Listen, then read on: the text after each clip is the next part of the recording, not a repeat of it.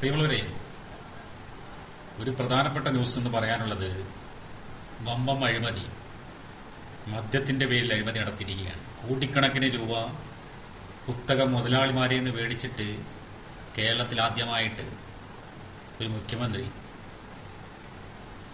മദ്യത്തിന്റെ തിരുവ കുറച്ച് വില കുറച്ചിരിക്കുന്നു. ആർക്കും കുടിക്കുക, പാലിന് വില കുറച്ചിട്ടില്ല, മദ്യത്തിന് വില കുറച്ചു. സുന്ദര കേരളം. ഒരു കാര്യം പറയാനുള്ളത്, പ്രതിപക്ഷ നേതാവായിരുന്നപ്പോൾ പുള്ളി ഒരു ആരോപണം ഉന്നയിച്ചതാണ്.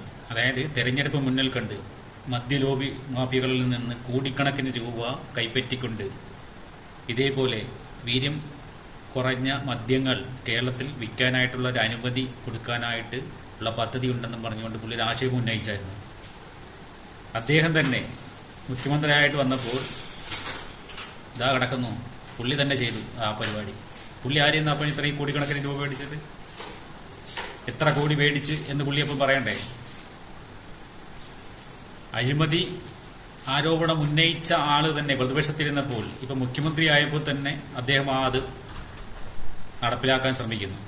അപ്പം ആരാണ് ഈ കോടിക്കണക്കിന് രൂപ മേടിച്ചതെന്ന് ഇപ്പൊ മനസ്സിലായല്ലോ. ഇതാണ് നമ്മുടെ സുന്ദര കേരളം. ഒരുപാട് കാലങ്ങളൊന്നും ജനങ്ങളെ ഇങ്ങനെ പറ്റിക്കാമെന്ന് ആരും കരുതണ്ട.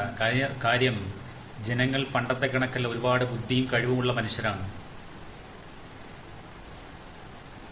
അങ്ങ് മാധ്യമങ്ങളുടെ മുമ്പിൽ വന്നിരുന്നിട്ട് ഇങ്ങനെ ദേഷ്യപ്പെട്ട് സംസാരിക്കുമ്പോഴത്തേക്ക് മാധ്യമ പ്രവർത്തകർ ഒരു മനുഷ്യരും അങ്ങേടുത്ത് തിരിച്ച് ചോദ്യങ്ങൾ ചോദിക്കില്ല. കഴിഞ്ഞാൽ അത്രയ്ക്ക് ചങ്കുറപ്പും നട്ടല്ലുമുള്ള ഒരു മാധ്യമ പ്രവർത്തകരും ഇപ്പോഴും കേരളത്തിലില്ല. അങ്ങേ പേടിക്കുന്ന മാധ്യമ പ്രവർത്തകർ ഇപ്പോഴും കേരളത്തിലുള്ളൂ. അതുകൊണ്ട് ഒരു അഴിമതിയെക്കുറിച്ചും ഒരു പത്രക്കാരും താങ്കളുടെ അടുത്ത് ചോദിക്കത്തില്ല. അതാണ് ഇപ്പം കേരളത്തിന്റെ അവസ്ഥ. മാധ്യമങ്ങളെല്ലാം തങ്ങളുടെ അടുത്ത് മുട്ടുകുത്തി നിൽക്കും. അതാണ് ഇപ്പം കേരളത്തിൽ നടന്നുകൊണ്ടിരിക്കുന്നത്.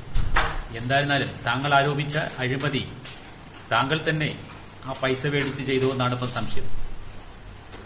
താങ്കൾ തന്നെ നടപ്പിലാക്കി ആ പദ്ധതി. അപ്പം ഈ കോടി എങ്ങോട്ട് പോയി, ആർക്ക് കിട്ടി? മറുപടി പറയണം.